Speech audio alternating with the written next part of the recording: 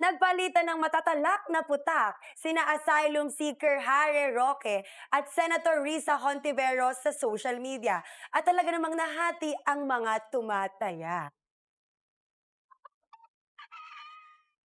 Kami lang ang magaling, kami lang ang pwedeng mamuno. Ayan, nakakasuka ka. At itong nangyari na ito na meron ng lumantad, nagpapatunay na wala kang karapatan maglingkod. Kaya nga nananawagan ako, no, kinakailangan mag-file ng ethics complaint dyan kay Hontiveros na yan. Ang sa ganun, masipa na siya sa Senado. Walang karapatan ang kahit sinong nagtatanim kaso, nagtatanim ebidensya, nagtatanim testigo na manatili sa Senado. Dahil ang Senado in the first place, nagagawa ng batas. No? Pangalawa, yung mga investigasyon na dapat ginagawa niya in aid of legislation at hindi dapat nagtatanim ebidensya laban sa mga kalaban sa politika. Bukas sa kahit sinong mamamayan na mag-file ng ethics complaint. Pero parang si Harry Roque ang maraming sinasabi. Marap muna siya dito sa Senado. Haharapin ko siya kahit saan. Pero ngayon, bitawan na niya yung buhay pugante niya. Tigilan ko na raw ang pagiging pugante at umuwi na ako sa Pilipinas at harapin ang aking mga kaso. Well, ma'am, unang-una po, may definition po ang pugante. Ang pugante ay isang tao na umalis ng Pilipinas para takasan ang mga kasong kriminal na nakahain laban sa kanya. Ako naman po, matagal na akong umalis ng Pilipinas bago pa ako tanimang kaso.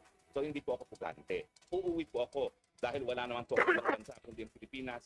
Napakasakit na mawalay sa mga mahal sa buhay. So hindi po totoo yan na ginugusto ko na mahiwalay sa aking mga mahal sa buhay at ang aking mga kaibigan.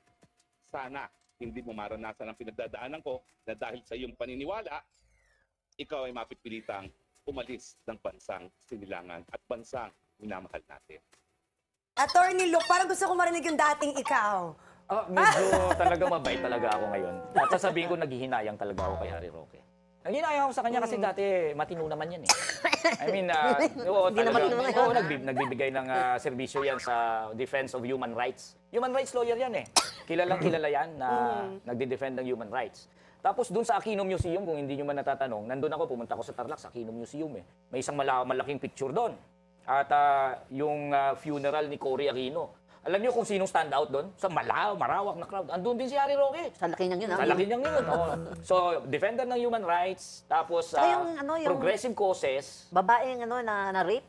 Si Jennifer Laude, yung trans, di ba? So, kilalang kilala siya sa progressive circles kasi kung siya ally, aliado siya ng mga progressive forces sa progressive causes, lalong-lalo na sa human rights. Pero dahil lamang sa ambisyon, and I would say ambition, kasi binigyan siya ng oportunidad ngayon makapasok sa gobyerno at maging spokesperson ni Duterte. Isang known human rights violator. Na, alam mo, genius ang move na yun ni Duterte. Ha? Siya ay may akusasyon sa kanya na pumapatay siya. Yung doon sa mga tukhang na yan. Eh di, ang galing ng inisip niya. Ang gagawin kong spokesperson, human rights lawyer. Di ba? Yes. Stroke of genius. Para sa akin, ang mali ni Harry Roque, tinanggap niya. Kasi tinapon niya yung taon na ininvest niya sa kanyang good name and reputation. He had a good name and reputation. And I would even say he's a good lawyer. Yes. At magaling nga rin siya magsalita. International lawyer, di ba? Diba? Pero tingnan mo dahil sa ambisyon, where it got him, he is now one of, I will not say the most hated, but perhaps one of the most hated characters in Philippine history.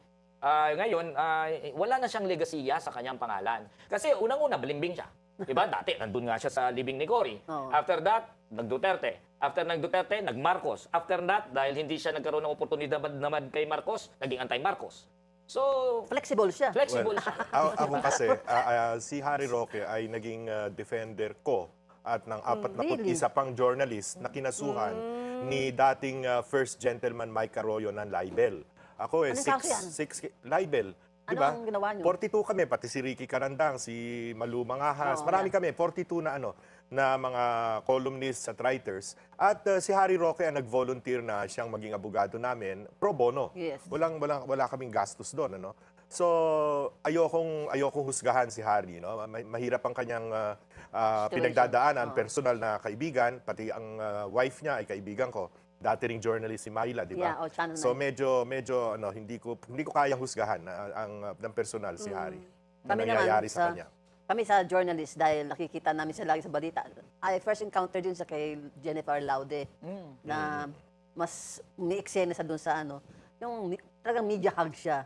Yun lang ang sa akin sa kanya. Media hacks, marunong lang, media savvy. He knows how to use the media. He has a lot of skills, no? Yeah. And before, he used that for good. Yes. I would say, di ba? Kasi defender ka ng human rights. At sabi nga ni Sir dito, pro bono nga siyang dinefend for yung libel cases niya eh. Para siya sa freedom of speech. Yeah, because I come from the progressive movement eh. Dati, talagang mabangoy sa amin ang figure niya ni Harry Roque. Until the time na siya ay in-appoint ni Duterte. How about Risa? Nagbago na talaga siya. Risa is the only senator sa Senate ngayon na maasahan namin na yayakapin ang lahat ng mga issues ng APE. Lahat ng mga democratic issues ng mga kababaihan, issues ng mga manggagawa, issues ng mga LGBTQIA. Ito po, may tanong ako. Bakit puro babae ang nakakalaban ni Roque? Dahil ba masasabihan siyang bakla pag pumatol siya sa lalaki? Oh, sa writer po namin ito galing. Disclaimer lang, hindi po lahat ng pumapatol sa lalaki ay bakla. Yung iba, dating spokesperson. Ako, I don't wanna use that term para, alam mo yun, parang Politically vilify. incorrect. Oh, no. Because Yes. ang pagiging bakla, hindi dapat ginagamit yan to vilify. Dahil anong masama sa pagiging bakla? Yeah. Right, Diba? right. Politically incorrect. Eh, Kaya nga hindi may siya LGBTQ something na na ngayon. gagamitin mo in order to paint someone as a masama na tao. Dahil ang pagiging bakla, hindi masama para sa akin. Di ba? Walang masama sa pagiging ganyan. At sabihin man natin bakla siya, anong problema kung bakla si Harry Roque? And siya dapat ang magsabi nun. Dapat hindi natin siya karapatan niya yon kung mag-out siya o hindi. Yeah. Hanggat hindi natin dapat siya tinatawag na gano'n. Di ba? Pero I mean, siguro yung kanyang mga posisyon na paiba-iba na ina-align mo. Pwede mo siyang tawaging balimbing, pwede lang mo bakla. political butterfly, pwede mo siyang tawaging naging oportunista. Pero yun na nga ang binibigay ko rin na parang para na positive sa kanya. Okay. May history siya before na okay naman. So pwede naman niyang balikan yun. O, ito pa po, isa pa ni Claire, kwentong barbero si Roque sa pagsisisi kay Press BBM sa kanyang estado ngayon. Pero hindi totoo yon. Isa itong kwentong beautician. But what can you say? Unang-una po, mukhang isinisisi pa po niya ang naging kalagayan niya at ang kinahinatnan niya kay Pangulo at sa administrasyon. Unang-unang tanong, ano po ba ang kanyang pruweba? Kwentong walang kwenta, kwentong barbero.